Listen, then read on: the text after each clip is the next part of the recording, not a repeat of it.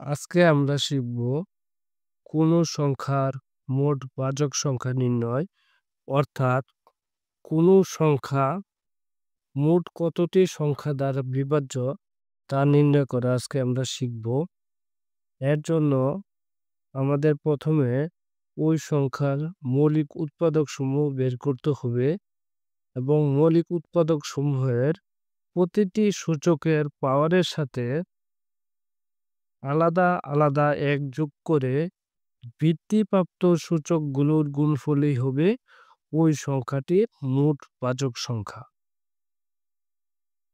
আমি এখানে লিখে দিয়েছি, আবার বলতেছি, কোন সংখ্যার মৌলিক উৎপাদক সমূহের প্রতিটি সূচকের অর্থাৎ পাওয়ারের সাথে আলাদা আলাদা ওয়ান যোগ করে বৃদ্ধিপ্রাপ্ত সূচকগুলোর গুণফলই হবে ওই সংখ্যাটির মোট বাচক সংখ্যা। একটি উদাহরণের মাধ্যমে আজকে আমরা নির্ণয় করে দেখিয়ে দিব যে মোট বাচক সংখ্যা কিভাবে নির্ণয় করে, তাহলে ইনশাল্লাহ সবাই বলবো। 144 অর্থাৎ 144 এর বাচক সংখ্যা নির্ণয় করব। এর জন্য প্রথমে আমরা 144 এর মৌলিক উৎপাদক সমূহ বের করব।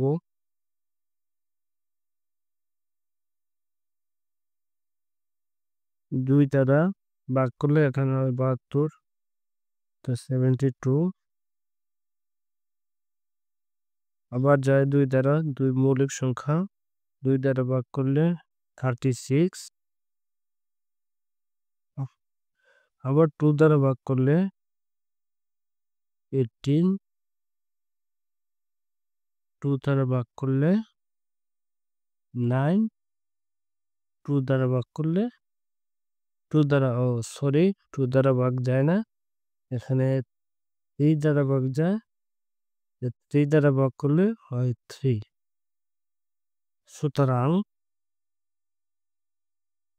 144 is equal to 2 গুণ 2 গুণ 2 গুণ 2 গুণ 3 গুণ 3। এখন আমরা এখানে দেখব যে কয়টা 2 আছে, 1 2 3 4, তার মানে 2 এর উপর পাওয়ার বা সূচক হবে 4 ইন্টু 3। এখানে 3 আছে 2টা, তাই পাওয়ার বা সূচক হবে 2। সুতরাং 144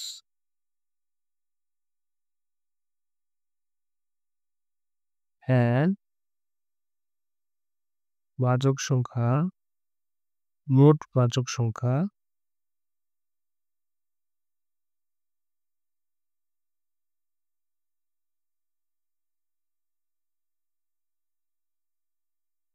সংখ্যা হলো,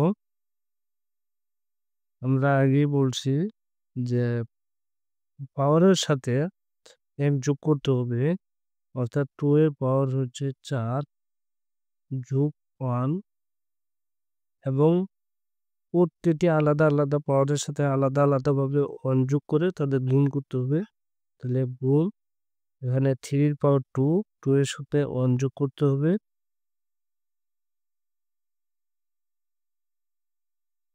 তাহলে 4 আর 1 যোগ করলে হয় 5